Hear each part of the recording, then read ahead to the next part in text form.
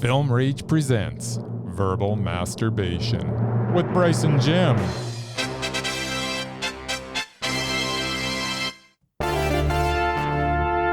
All right, this week's session is with Omar Moualem, director of the Lebanese Burger Mafia, although that is just one of his many hats, as he's also a producer, writer, editor, educator, podcaster. He does speaking engagements, and as a son of a baron, he also has the title of the Honorable Omar of Alberta. Thanks for being on the show. We've never had a son of a baron on our podcast before. You've not had royalty on this. I have not. This is a first. Well, this is a first. I'm very happy to be your first to break your royalty virginity on this segment called Verbal Masturbation. Outstanding. So usually my co-host Jim likes to loosen things up with a little game before we get to the interview. He's not here, but I guess we should do it anyway. It's called OR, and it is that simple. I give you two choices, choice one or choice two, and you tell me without hesitation which choice you prefer. Are you game? I'm game. All right. Burger Baron Carstairs or Burger Baron Sundry? Oh, wow. I didn't think it was going to be this tough. Jeez. I actually don't know if I ate at the Sundry Burger Baron. So with the knowledge that I have, yes, it's going to have to be Carstairs. There you go. Flames or Oilers? I mean, I'm totally apathetic, but let's just, because we're here for Sif, let's just say the Flames. My brother's a Flames fan, so, that's for him. There you go. Shawarma or mushroom burger? Shawarma. Yes. Yeah. Nice. Yeah, gotta be completely honest. Hope I don't get canceled by the Barons for that one. I think the Barons themselves would be like, oh, shawarma 10 out of 10 times. Yeah, no, I don't think any of the Barons are actually going to disagree with you on that one.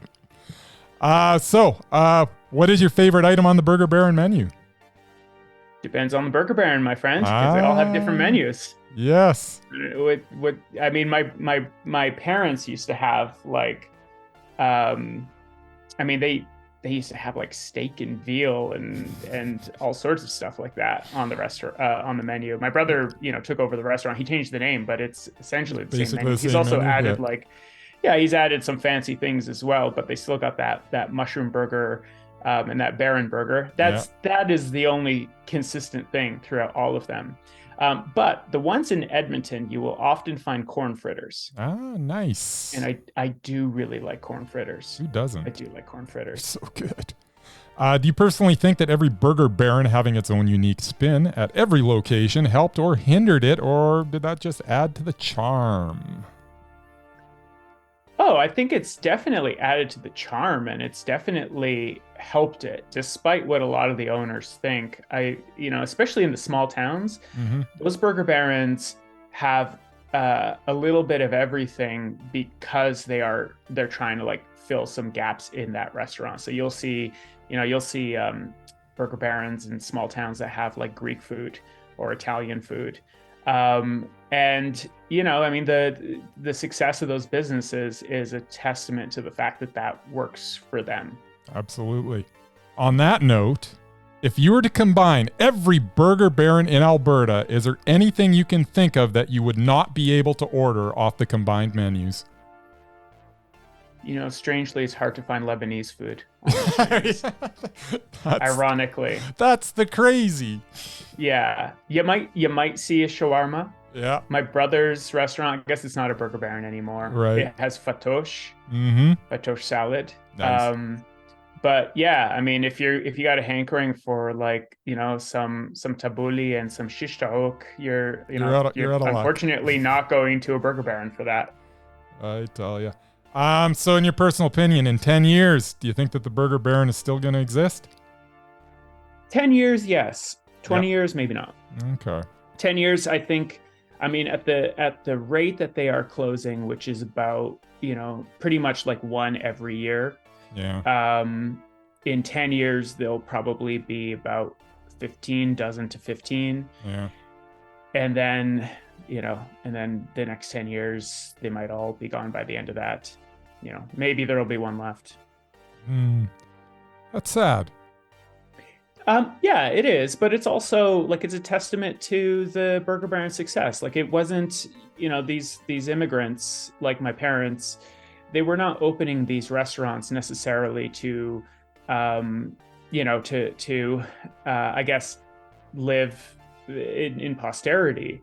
I mean, yes, in the end, my brother ended up taking over those restaurants, or over their restaurant, but usually they go in with the intention of creating some stability and income, some wealth for their kids to go to college and university and have, sort of professional class jobs. Yep.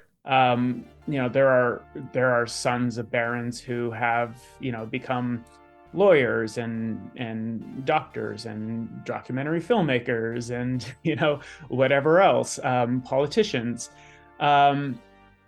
And so, the fact that these burger barons are sort of dying after one or maximum two generations of ownership is because they are creating, some generational wealth of sorts, right? They don't need these burger barons in the families anymore.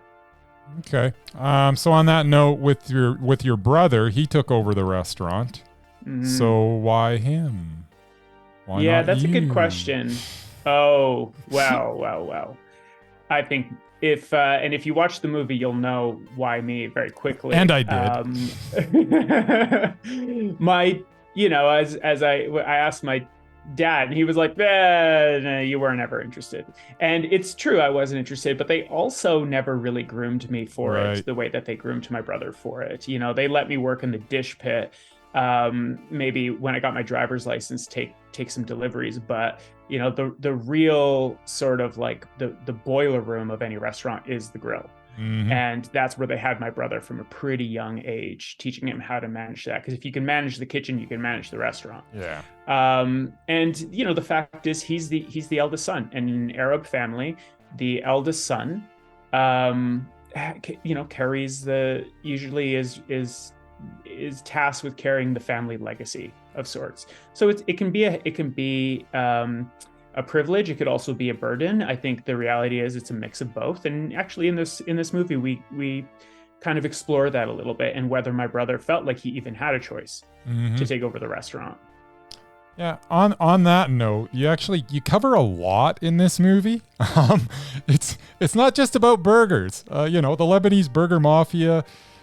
You cover including but not limited to burgers, the immigration story, even nepotism, revisionist history, individualism, honoring your parents and lineage and culture, plus so much more. Like what? Civil War. There was Civil War. Yeah. The Lebanese Civil War plays a big part. It was a huge part in this movie. I mean, could you have put anything else in this? This was a lot to swallow, man. I thought I was going in for a nice little burger documentary, and then you're slamming me with all this other stuff. You're making me think. That makes me so happy to hear. I think that's kind of the disarming charm of this film, right? Is that it is in many ways it's very has a lot of levity. It's a comedic film. It's lighthearted. But you walk out of there surprised by how many, by their range of emotions that you've felt. It's got a lot of heart. It's got a lot of depth. That's why we made this feature film, because as you probably know, this started as a 40-minute. It started as a short film. And there was only short on the longer side, but it's short nevertheless. A mid-length documentary, but we added an hour of story, and it's not just a matter of extending those interviews. In fact, most of the scenes that are in the shorter version are exactly as they are in this. It's actually expanding the story so that we can show the depth of our subjects. The short version, I'm very proud of it, but it's snappy. It's kind of straight to the point. It's much more comedic. But this one goes pretty deep, I think, into what this actually all really means for the people involved, for Alberta, as a commentary on multiculturalism, on sacrifice and hard work and family, like all the themes that we could really just graze in 40 minutes. We were able to explore much more deeply in this. Yeah, honestly, if someone to say, so what's what's the Lebanese Burger Mafia about? I'd say, and then I'd list off about 12 things. It's about life. There you go. You say. It's about life. I like it. It's about the meaning of life. All right. As far as you know, how many people have Burger Baron tattoos, including yourself? I heard a rumor. I don't have one yet. I think it's a matter of time, though, right? Yes. I know. I think it's a matter of time. I just feel like, maybe I need to just like ride out this Burger Baron wave, and then as sort of like a capstone, get the tattoo. That logo. I wrote a book. I wrote a book about Islamic history in the West, and it was like 4 years of research. And then on my last research trip to Brazil, on the very last day, I got a tattoo to sort of like, I don't know, kind of celebrate the end of the journey. Maybe I'll get that Burger Baron tattoo at the end of this journey. There you go. How many people have Burger Baron tattoos that I know of?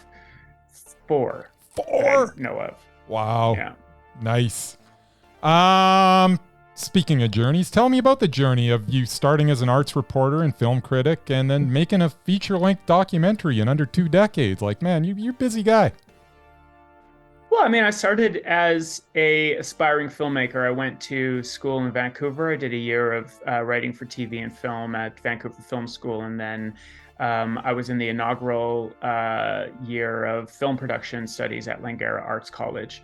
But I had no interest in documentaries. I had no interest in journalism, really. I mean, as a consumer, and yes. And then, I don't know. I mean, film is a very, very difficult field. It's as I don't need to tell you or your listeners this. It's the barrier to entry, the obstacles that you have to overcome, the patience that you have to have is just something that I just didn't possess at the age of 17, 18, 19, which is when I was in college. And also, like, the reality is, what do you have to say at that age, really? I went to college at 17. Yeah. To be a screenwriter. What does a 17-year-old screenwriter really have to offer this world? I mean, come on. I think that I just kind of had a bit of a reality check, and I needed to take some time from that. And so I in film school, I met a friend of mine, David Bertrand, who is a film producer and screenwriter out in Toronto. He works with Blue Ant Media now. At that time, he, though, was kind of doing the reverse. He was a journalist studying film, and he got me like sort of a gig at an arts magazine. They didn't have anyone covering hip hop. I loved hip hop. I was happy to do it for like free concert tickets and CDs, and so I really enjoyed that. And then what else was I interested in? Film. So I started doing film reviews and film coverage, and that, I think, lent itself to just kind of creative nonfiction writing, and sort of more magazine journalism, because when you're an arts writer, objectivity is not necessarily the point. It's subjectivity, and it's also like flexing your voice and having like a fresh voice and a fresh angle on things. And so that sort of parlayed itself into feature writing for magazines, where you can have a little bit more style and play with the structure a lot more. And I just really liked it. I really liked that form of journalism, that kind of creative journalism that you see in magazines. And so I did that for quite a few years. In 2013, I wrote a story for Swerve magazine called "Will the Real Burger Baron Please Stand Up?" And that story was really popular. It is the story that kind of followed me through the years. I would go on to write about suicides in oil camps, about investigations into sexual predators, investigations into like possible fraud in the cannabis industry. But the story that people would remember me for is this Burger Baron story.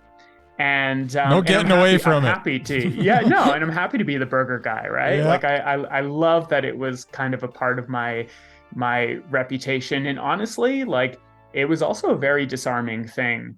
Like when I was trying to act as an investigative journalist, having that Burger Baron reputation could sometimes really kind of disarm people and maybe create lower expectations of myself as a journalist. And then to their surprise, I have all the receipts and confront them with with some tough questions.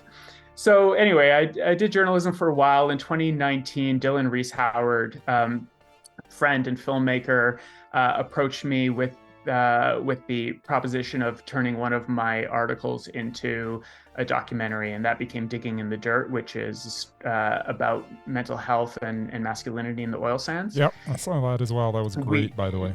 Oh, thanks. Thank you. And then we co-produced and co-directed that, and then about a year later, in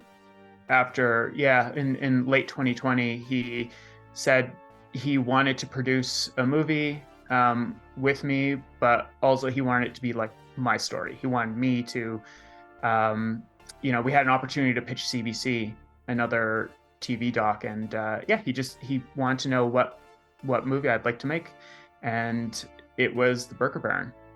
This was the story that I knew of all the stories that I'd written. This was the one that I knew for sure people would gobble up, if you will, and they did. They did indeed. That I see what you did there, by the way. Gobble up. Yep.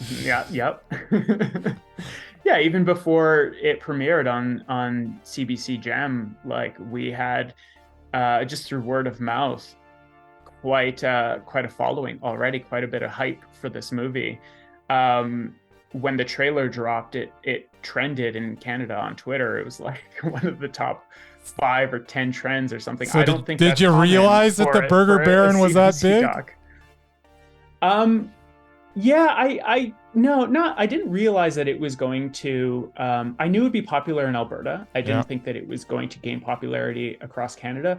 But of course, maybe I should have predicted that, because there's Albertans all over the country, right? And all those expats and all those people who've maybe lived in Alberta, in small town Alberta for any period of time, there's a Burger Baron. The Burger Baron is somewhere in their hearts, because it's such a sort of anchor of those small town communities. Whether you were traveling for like hockey games as a kid, or just on a road trip and you stopped in a small town to eat at one, these are kind of landmarks. And the quirkiness of it, I think, has a lot to do with just the affinity that people have for those places. Cool. So when you wrote Will a Real Burger Baron Please Stand Up, did you have any inkling that would become a a feature-length documentary? No. I thought I was done with film at that point, honestly. Like, it wasn't even on my mind that I would return to filmmaking. I was really just trying to be, the best magazine journalist that I could. And I wasn't even thinking about really returning to filmmaking until Dylan asked me if I would like to return to filmmaking. And you're like, heck yeah. Yeah. And now I'm working on my third or fourth, depending on whether you count Burger Mafia as one or two. Yeah. So it's I'm happy to be back in this field. I think that it, especially the last Baron, like, it really reminded me of why I love filmmaking and why I love film as a medium. I never expected literally 20 years ago, when I set off to film school, I never expected that I would be a documentarian. But I love being one. Yeah. And it's just amazing how much bigger of an audience you can reach with film as opposed to printed journalism. Yeah. Which is cool, but kind of sad at the same time. Yeah. It is what it is. I mean, it makes sense, right? It does. it's, a book or an article isn't really something that you can experience as a group. That's the thing. Film is something you can experience as a group, right? With a group of friends, and it's a communal event. Faster. Yeah, exactly, right? You can consume it faster, and also like as a medium, as an art form, it just has many layers of speaking to someone and reaching them. I mean, through through music and through dialogue and through visuals and through animation and through archival footage and film, The Last Baron is able to tell this unique story of Albertan history in a way that the article never could. Right. All right. So tell me about Pandemic University School of Writing. I see you did your research. PANU, as the kids call it, yes, is a fake unaccredited university that I accidentally founded in April 2020 when I, like a lot of writers, was out of work and needed something to sort of, pay some bills. And I had some writing workshops in my back pocket that I'd done in person, and I figured why not just present them as a webinar and maybe sell tickets on Eventbrite, and if I can make a few $100, that'll just carry me through until when I'm working again. I mean, also at the time I thought the pandemic would only be like 8 weeks and then everything would be back to normal. No kidding. Whoops. And then I thought, well, why don't I know a lot of other writer friends who have the same kind of stuff in their toolboxes. Why don't we package them together, give it a funny name like Pandemic University, and also, create sort of a community at a time when people are, locked down at home, have a lot of free time, but also a lot of like nervous energy. And this would be something positive to focus on. And is there a better time to start writing your memoir or take up that writing project than right now? I don't think there is. Yeah. And so, I launched it I conceived and launched it in 10 days. And by the end of that first day that it launched, before the first class had even been offered, it was pretty much like a full-fledged business. Like I had to hire someone to help me manage the inflow of registrations and sort of student requests, and it's still going. I have 2 employees. It is it's a full-fledged business. We are on to our 113th class or course right now. We've had teachers such as like Giller Prize winner Omar El-Akkad, and we had Peter Mansbridge give a convocation speech at our virtual graduation. How cool is that? It was amazing. It's so cool. And we've actually started doing some events in person as well. So we've had like a few PANU pub nights across the country. Anyone who's interested in Pandemic University, taking some of our classes or attending some of our events, just go to pandemicuniversity.com. Right on. So this was your first feature film, The Lebanese Burger Mafia. It premiered at Hot Docs. It won the Northwest Fest Audience Choice Award. Did you hit any other festivals since then? Yeah, we've been in a few. We were in the Toronto Arab Film Festival. We got second place honorable mention in the feature film category.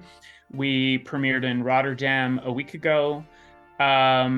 We've been in a number of festivals by now, and then a few more coming up. So will be where are you in taking Sudbury this week. Okay. We'll be in Sudbury today, actually, I believe. Sudbury today. And then there's the Devour Film Festival. Devour is a food film festival in Wolfville near Halifax. Devour? That will be fun. Yep. I'll be there for that as well. And there's a few more in between. The thing that maybe I'm excited about the most right now is that we will have a national theatrical release on November the 10th is our opening weekend. Sorry, when? So November the 10th. November the 10th. Got it. Yes. So we will, the opening weekend is going to launch in Toronto at the Ted Rogers Hot Doc Cinema for 4 nights. I know that the Metro Cinema in Edmonton will have it later that week. And I'm sure there are many more to come. So if you are part of if you're connected with a movie theater, if you program for one of them, please get in touch with Level Film Distribution, or email me at info@burgerbaronmovie.com. We would love to get this movie into your city. Sounds excellent. I'll put out the word myself, my friend. Thank you. So what's next for the Honorable Omar of Alberta, and where can people reach you? I'm just finishing post-production on my new film called Making Kayfabe, which is about the inside world of independent professional wrestling, why people moonlight as wrestlers, and what they get out of it. And the way that I'm answering that question is by training to become a professional wrestler and fulfilling my childhood dream for one night. Every little boy's childhood dream. Every boy's childhood dream. So and that was some girls. It's true, actually, increasingly. That was the way I spent my spring, was training to be a pro wrestler. And I fought my match in June. And you must have been sore. Okay, so everybody asks that. And I mean, I was sore after the first week of training because my muscles had never done that before. But the first day of training there, they taught me how to not injure myself. Yeah. And how to fall, how to fall on my back safely. And, I think there were times when I did hurt myself, but it was because of mistakes that I'd made. When things are going right, when the moves are, when the moves are going right, I wasn't in any pain. I wasn't in any soreness. It was only after when I would mess up. Like one time I forgot to wear knee pads to training and I fell on my knees and immediately was in excruciating pain. Yes. So anyway, so that's Making Kayfabe. Yeah. And it will be out this fall on CBC Gem, I believe in late November. All right. You got busy November. If people want, people can follow me at, you can follow the Burger Baron Movies Instagram account, which is, the Burger Mafia's Instagram account, which is Burger Baron Movie. And you can follow Making Kayfabe on Instagram at It's Fake News, NOOZ. And the reason that is the handle is because my wrestling name was Fake News Neville. Nice. So, there you go. And It's Fake News, NOOZ. Got it. All right. The Lebanese Burger Mafia is playing at the Calgary International Film Festival on Saturday, September 23rd at Eau Claire Market at 1:15 p.m. And then there will be an encore presentation Tuesday, September 26th at 6:45 p.m.